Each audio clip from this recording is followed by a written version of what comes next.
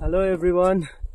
So now 5 দিনের টানা হাঁটার পর এই মুহূর্তে আছি আমি বালি পাস পিকে। Altitude 16,240 fit.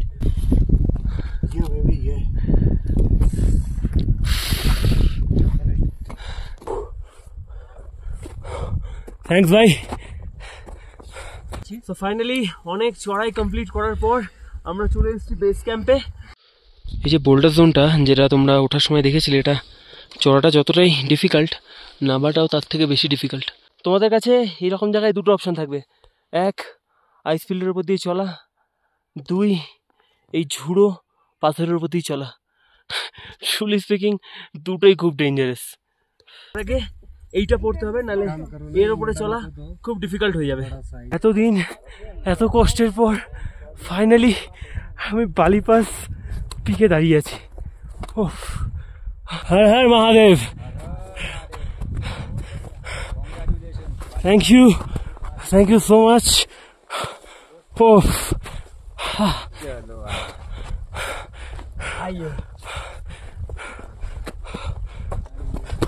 রেডি?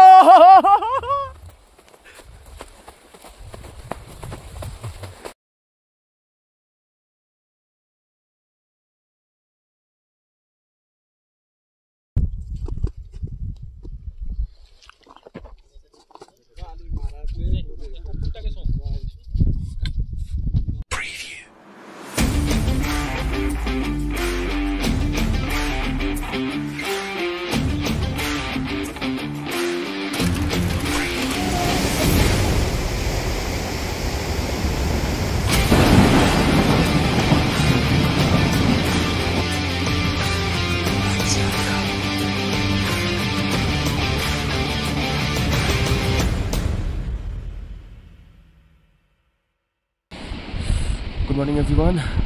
আজ বালি পাস ট্রেক ডে 5। এখন বাজে রাত 3টে। এখন আছি আমরা ওডারিতে এবং এখান থেকে যাবো আমরা সামিট করতে। আপ ডাউন মিলিয়ে প্রায় 11 কিলোমিটার মতো রাস্তা আছে। তো এরকম একটা ওয়েদার কন্ডিশন, আকাশ খুব ক্লিয়ার আছে, কিন্তু জানি না এতটাই স্টিপ রোড, জানি না কতটুকু আমি ভিডিওতে দেখাতে পারবো। যতটুকুনি সম্ভব আমি দেখাবো, তাহলে বাকিটা আসার সময় কভার করবো। এই হচ্ছে ব্যাপার, বাকিটা যেতে। তোমরা দেখতে পাচ্ছ পুরো ঘুটঘুটে অন্ধকার। আমাদের বাকি মেম্বাররা এগিয়ে আসছে অ্যান্ড আমরা যে জায়গাটা দাঁড়িয়ে আছি এটা পুরো জমে থাকা গ্লেশিয়ার। আমাদের বাকি মেম্বাররা আসছে এবং আমাদের এই পথ ধরে গ্লেশিয়ারের ওপর দিয়ে হাঁটতে হাঁটতে ওই উপরে, যেটা তোমরা দেখতে পাচ্ছ না, সেই পাহাড়ের ওপারে যেতে হবে। এগুলো তোমরা এখন কিছুই দেখতে পাবে না, যখন আমি ফিরবো, ফেরার সময় এগুলো আমি সবটা কভার করবো। জানি না তোমরা ঠিকভাবে বুঝতে পারবে কি না। এই মুহূর্তে দাঁড়িয়ে আছি পুরো গ্লেশিয়ারের উপরে। আমাদের বাকি মেম্বাররা হেঁটে হেঁটে আসছে। এতটা খাড়াই এই জায়গাটা, উঠতে রীতিমতো কষ্ট হচ্ছে এবং যদি পা ফলস করে একদম নিচে।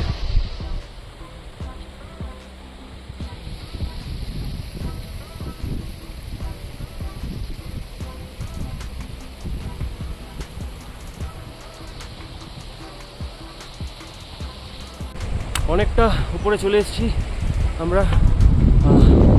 ওই নিচে দেখতে পাবো না তোমরা, ওই নিচে বেস ক্যাম্পে ছিলাম, ওটারই বেস ক্যাম্পে। এখন উপরে চলে এসেছি।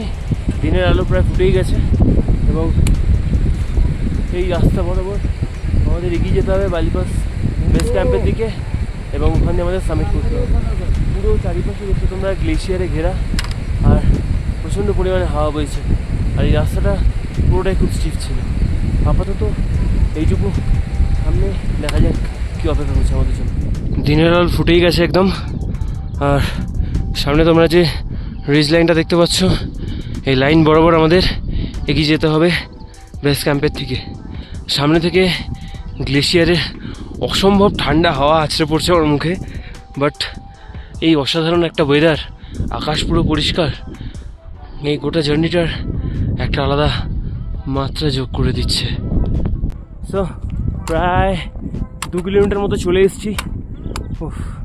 প্রচণ্ড স্টিপ রোড, যেটা হওয়াটাই স্বাভাবিক। প্রত্যেকটা সামিটের দিনই রোড খুব স্টিপ হয়। অ্যান্ড আমার পিছনের অবস্থাটা দেখো তোমরা, এই যে রাস্তাটা এইভাবে চলে গেছে, এই বরাবর আমাদের পৌঁছতে হবে বেস ক্যাম্পে। অ্যান্ড আশেপাশে চারিপাশে পুরো গ্লেশিয়ার, পুরো গ্লেশিয়ার। তাও এটা জুন মাস, সেই কারণে অনেক মেল্ট হয়ে গেছে গ্লেশিয়ার, বাট মে মাসে প্রচুর প্রচুর প্রচুর বরফ থাকে এখানে।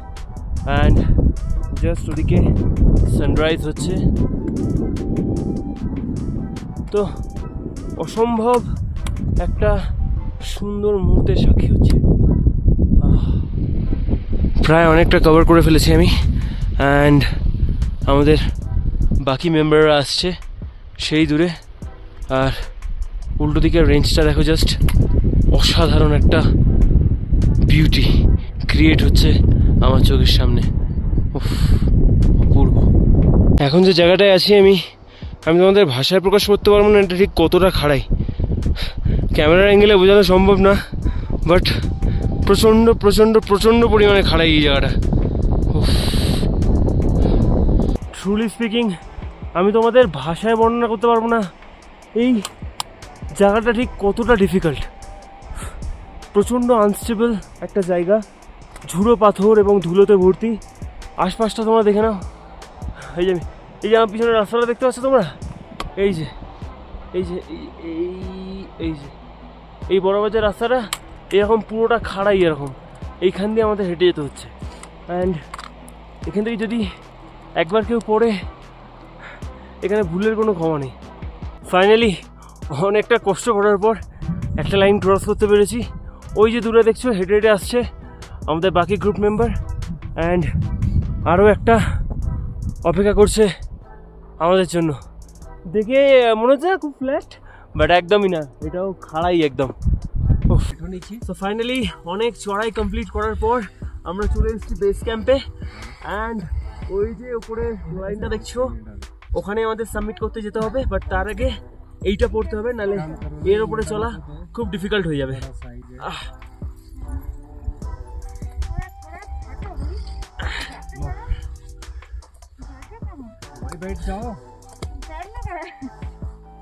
স্পাইকগুলো না পড়লে এই বরফের পরে চলা নেক্সট টু ইম্পসিবল। এই জুতোটা পরা সুবিধা এটাই,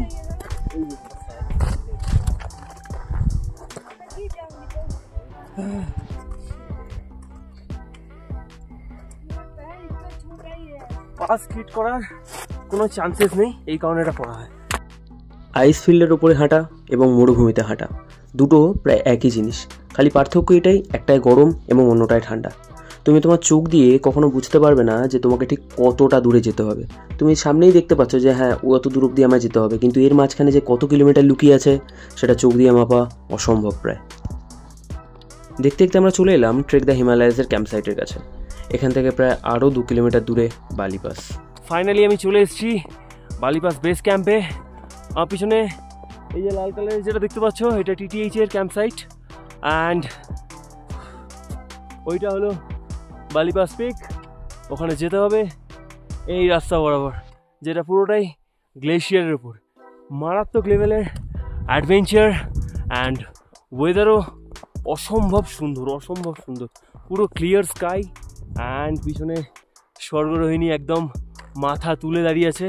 তো সব মিলিয়ে মিশিয়ে একটা সুন্দর কম্বিনেশন ক্রিয়েট হয়েছে এখানে।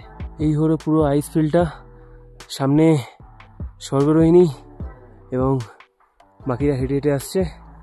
জাস্ট আলাদাই লেভেলের একটা এক্সপিরিয়েন্স এবং অ্যাডভেঞ্চার, যেটা কখনো ভোলার মতো নয়। চলেই এসছি, আর একটুখানি বাকি।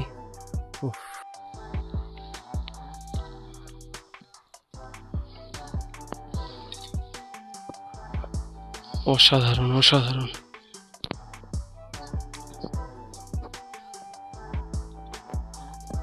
নর্মাল হাঁটার থেকে আইস ফিল্ডে হাঁটা বেশ টাফ। নর্মাল হাঁটা বলতে আমি মিন করছি যেরকমভাবে আমরা ট্রেক করে করে আসি পাথর মাটির উপর দিয়ে, কিন্তু আইস ফিল্ডের উপর দিয়ে হাঁটাটা একটু টাফ, বিকজ আমাদের জুতোর নিচে যে স্পাইকগুলো লাগানো হয় সেগুলো পুরো আটকে যায় একদম বরফের সঙ্গে। অ্যান্ড এই যে সানলাইটের রিফ্লেকশন,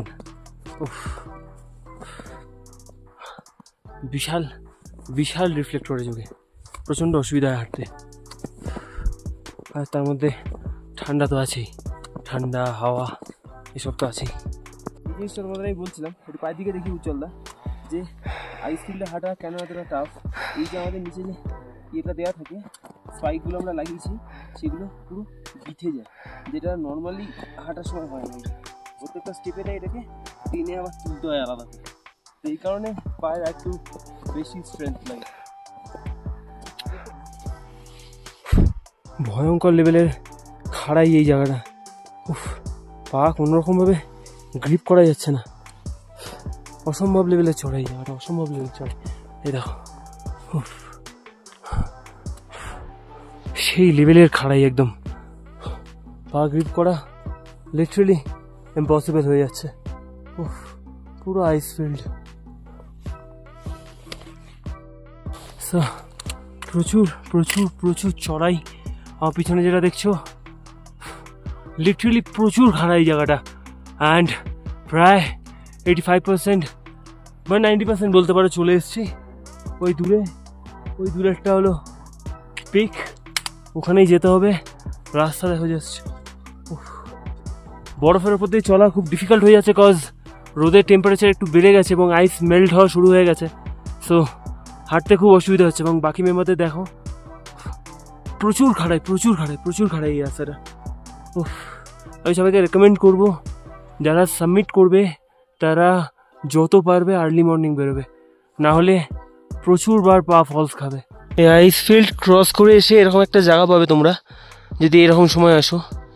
এই যে জাস্ট একটা আইস ফিল্ডের বাইরে বেরিয়ে গিয়ে একটা পাথুরে জমি দেখছো তোমরা, এটা পুরো ভেজা, আর এতটা আনস্টেবল যে তুমি পা দিলে ঝুরঝুর করে পাথর নিচে পড়বে। উফ, আর এই রাস্তাটা পুরো উপর অব্দি গেছে। তোমাদের কাছে এইরকম জায়গায় দুটো অপশন থাকবে, এক আইস ফিল্ডের উপর দিয়ে চলা, দুই এই ঝুড়ো পাথরের উপর দিয়ে চলা।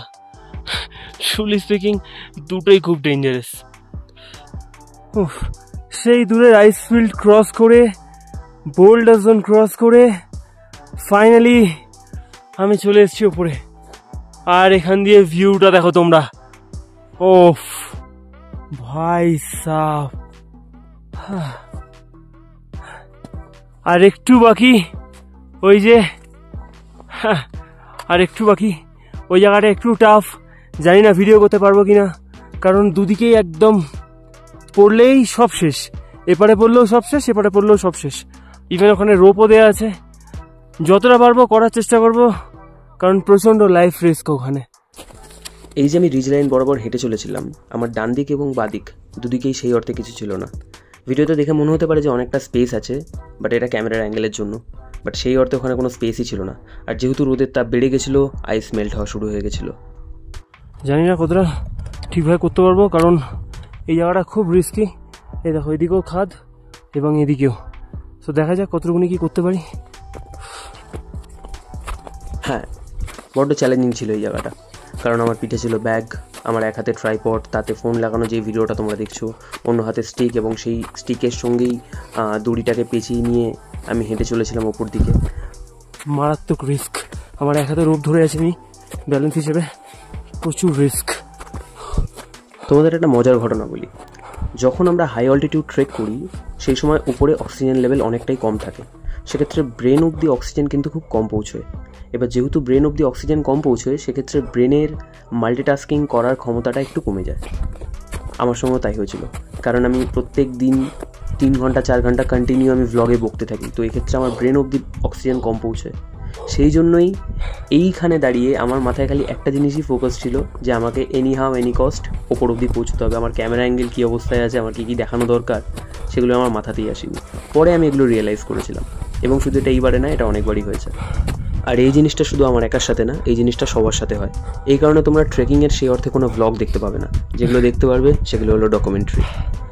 কারণ এমন কিছু জায়গা আমাদের বেরোতে হয়, এমন কিছু পরিস্থিতি আমাদের সম্মুখীন হতে হয় যেখানে সবটা দেখানো সম্ভব হয়ে ওঠে না, বাট স্টিল আমি চেষ্টা করি যতটুকুনি দেখানো সম্ভব নিজের লিমিট অবধি গিয়ে, সেটাই আমি করি।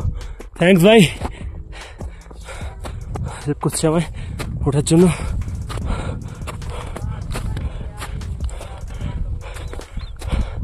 হর Har Mahadev, thank you Thank you so much.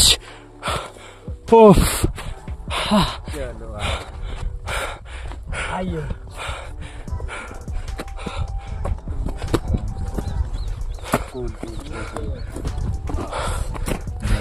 এতদিন এত কষ্টের পর ফাইনালি আমি বালিপাস পিকে দাঁড়িয়ে আছি।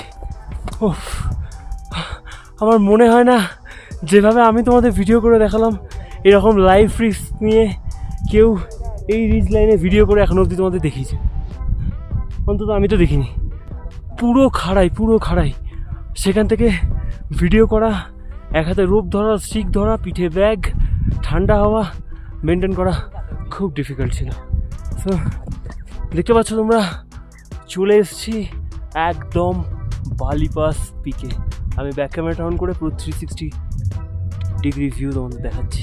সো নাও এনজয় করো 360 ডিগ্রি ভিউ বালিপাস চপের একদম ওপর থেকে।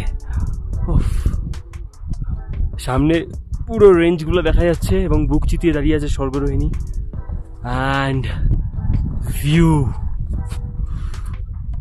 জাস্ট নেক্সট লেভেলের। আমি যখন উঠছিলাম তখন হয়তো তোমরা বুঝতে পারোনি যে রিজ লাইনটা ঠিক কতটা খাড়াই। এবারে তোমরা দেখে নাও যে রিজ লাইনটা অ্যাকচুয়ালি কতটা খাড়াই। হর হর মহাদেব, কাম ডিডা, কংগ্রাচুলেশন উজ্জ্বলা।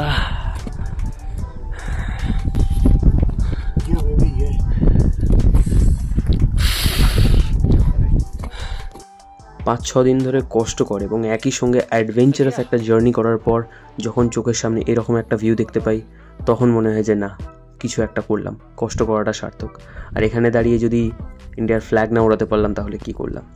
জানি 16,240 ফিট হয়তো অনেক পাহাড়ের থেকেও কম হাইট, বাট স্টিল আমার জীবনের বেস্ট মোমেন্টগুলোর মধ্যে এইটা একটা।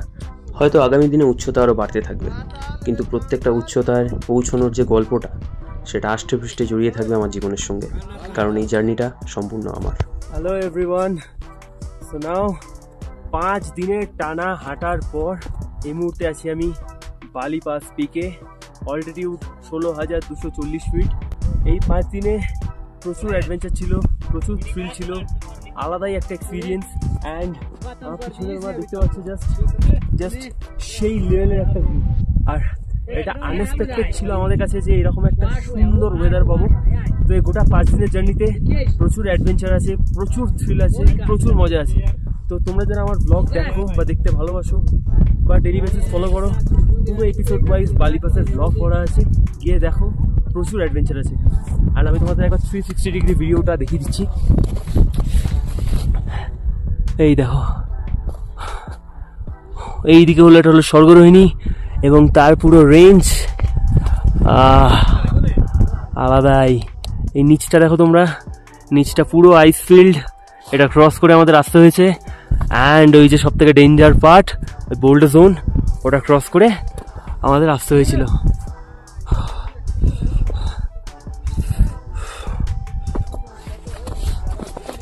তো এই হচ্ছে ব্যাপার, এই ছিল আপাতত জার্নি। আবার তোমাদের সঙ্গে দেখা হবে অন্য কোনো জার্নিতে। সো আপাতত তোমরা এই এন্টায়ার বালিপাস জার্নি এনজয় করো আর আমি এনজয় করি ভিউটা।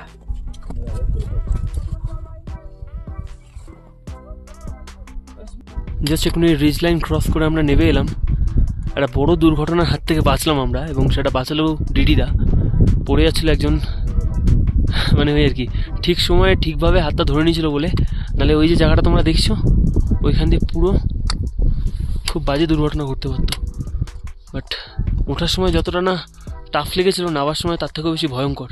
আর তার মধ্যে স্নো মেল্ট হওয়া শুরু হয়ে গেছে, সো পরিস্থিতি আরও ভয়ঙ্কর। এই যে বোল্ডার জোনটা যেটা তোমরা ওঠার সময় দেখেছিলে, এটা চড়াটা যতটাই ডিফিকাল্ট, নামাটাও তার থেকে বেশি ডিফিকাল্ট। কারণ পুরো আলগা ঝুড়ো পাথরে ভর্তি, একটা যদি ওপর থেকে পাথর পড়ে খুব ভয়ঙ্কর পরিস্থিতি হতে পারে।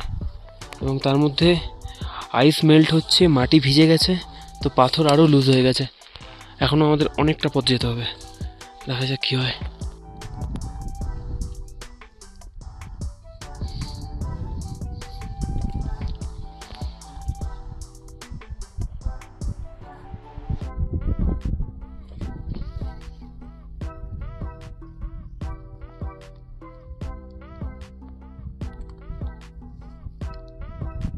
রেডি?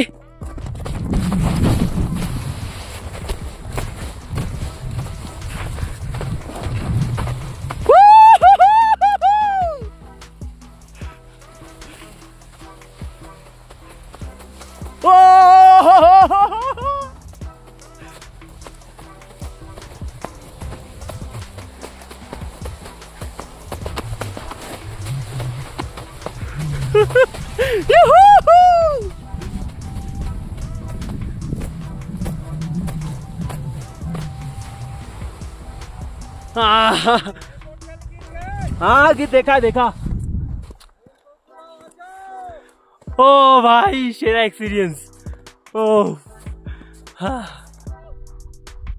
সাকসেসফুলি সাবমিট করার পর এরকম একটা দুটো স্লাইড মারাই যায়, কিন্তু স্লাইড মারার আগে ভেরিফাই করে নিতে হবে আইস ফিল্ডটাকে, কারণ মাঝখানে যদি একটাও হিডেন বোল্ডার থাকে পা, হাঁটু, মাথা যে কোনো কিছু ফ্র্যাকচার হয়ে যেতে পারে। বাট স্টিল এটা একটা বেশ অ্যাডভেঞ্চারাস রাইড বলতে পারো তোমরা। এটা বালিপাসে করা যায়, এটা বুরান ঘাটিতে করা যায়, বাট অবভিয়াসলি আগে দেখে নিতে হবে যে জায়গাটা কীরকম।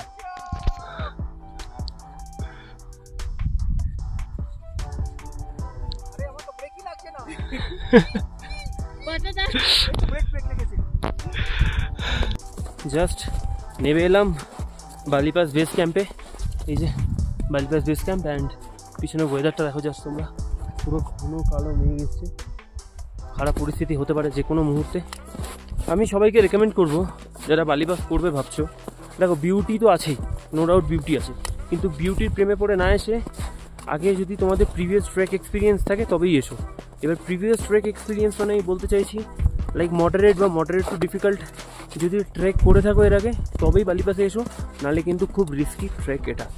কারণ ওই যে ট্রেলটা আছে যখন আমরা একদম উপরে মানে সাবমিটের সময়, ওটা কিন্তু খুব রিস্কি, ওখানে খুব বাজে পরিস্থিতি হতে মানে তৈরি হতে পারে যে কোনো মুহূর্তে। সো এই জিনিসটা একটুখানি মাথায় নিয়ে চলবে তোমরা, যদি বালিপাস করার হয় তাহলে এর আগে 2-3টি মডারেট বা মডারেট টু ডিফিকাল্ট ট্রেক যেন করা হয়ে থাকে, নাহলে বিপদে পড়তে পারো। সবসময় জেনে রাখবে কোথাও যাওয়ার থেকে ফিরে আসাটা আরও বেশি টাফ হয়, কারণ যত বেলা বাড়ে আইস তত মেল্ট হয়। দেখলে অন্তিদির পাটা কীরকমভাবে ঢুকে গেল, এটা জাস্ট হাঁটু অবধি গেছে, কিছু কিছু ক্ষেত্রে এটা কোমর অবধিও হতে পারে, বা তুমি পুরো ওর ভেতরে হারিয়েও যেতে পারো। দেখো যেহেতু আমরা পারমিশন পাইনি, কারণ সহস্রতলে যে ঘটনাটা ঘটেছিল তার কারণে আমরা পারমিশন পাইনি, সেই কারণে আমাদের সেম রুটেই ব্যাক করতে হচ্ছে। তো যেই রুটটা তোমরা সকালবেলা দেখেছিলে যে খুব ডিফিকাল্ট, যেটা আমি ভিডিওতে বলছিলাম যে এই রিচ লাইনগুলো বা ট্রেকগুলো প্রচণ্ড ডিফিকাল্ট, আর যখন আমি এখন নামছি এটা প্রচণ্ড ভয়ঙ্কর এবং ভয়ানক। একটুও ভয় দেখাচ্ছি না, যেটা ফ্যাক্ট সেটা বলছি। যে কটা মানুষ নামছে সেগুলোর অবস্থা খারাপ, কারণ রাস্তায় পুরো ঝুড়ো পাথরে ভর্তি আর ধুলো, আর প্যাসেজটুকুনি তোমরা দেখো, খালি আমি দাঁড়িয়ে আছি তোমরা বুঝতে পারছো, জাস্ট এইটুকুনি। আর আমার দুপাশেই গ্লেশিয়ার এবং অনেকটা গভীর খাদ। সো বুঝতেই পারছো সিনারিও কি। কিছুক্ষণ আগেই নেমে আসলাম ওডারিতে, প্রচণ্ড কষ্টদায়ক একটা জার্নি ছিল, অ্যাডভেঞ্চারও ছিল। সবার উদ্দেশ্যে একটা কথাই বলবো, বালিপাস ট্রেক এখানেই এন্ড। বাট তোমরা যারা বালিপাস করে ভাবছো, এর আগে যারা তোমরা মডারেট বা ডিফিকাল্ট লেভেলের ট্রেক করেছো তারাই কিন্তু এই ট্রেকগুলো করবে বা এই ট্রেকটা করার কথা ভাববে। প্রচুর ডিফিকাল্ট, প্রচুর ট্রিকি পার্ট আছে এবং ডেথ রেটও অনেকটা হাই। আমি এক্ষুনি শুনলাম একটু আগে মানে নাবার সময় যে পরশুদিনও একজন মারা গেছে। So be careful. দেখো প্রকৃতি ভালো লাগবে সেটাই স্বাভাবিক, ভিউও খুব সুন্দর, আমার পিছনে তোমরা এখনও দেখতে পাচ্ছ। বাট সবথেকে আগে জীবন, যদি উইদাউট প্রিপারেশন এখানে আসো বিপদে পড়তে পারো। তো এই হচ্ছে টোটাল গল্প, আজকে ভিডিও এখানেই। অ্যান্ড কালকে একটা নতুন ট্রেক আছে ফেরার সময়। কালকে আমরা এখান থেকে ওটারি থেকে দেবসু বুগিয়াল অবধি যাবো, ওটাও বেশ সুন্দর একটা ট্রেক, তো ওটার আমি একটা আলাদাভাবে ভিডিও করে দেবো, দেখো ওটাও ভালো লাগবে আশা করি। চলো টাটা, দেখা হবে আবার অন্য কোনো ব্লগে অন্য কোনো জায়গায়। আরে ওয়েট, বালিপাস সিরিজ এখনও শেষ হয়নি, লাস্টে একটা ভিডিও তো তোমাদের জন্য আমি করতেই পারি। বালিপাস থেকে ফেরার সময় আমরা একটা স্টে নিই, সেটা হলো দেবসু বুগিয়ালে। তোমরা যারা বালিপাস করবে তারা তো অবশ্যই দেবসু বুগিয়াল হয়ে ফিরবে, বাট যারা বালিপাস করবে না, যারা হারকিদুন রুইন সারা তাল অবধি করবে, তারা প্লিজ একটা অন্তত স্টে নেবে দেবসু বুগিয়ালে। খুব সুন্দর একটা বুগিয়াল, যেটার ভিডিও তোমরা নেক্সট উইক দেখতে পাবে। তো নোটিফিকেশান বেলটাকে অন করে দাও আর সাবস্ক্রাইব করে রাখো পরের সপ্তাহের ভিডিওটা দেখার জন্য। চলো টাটা।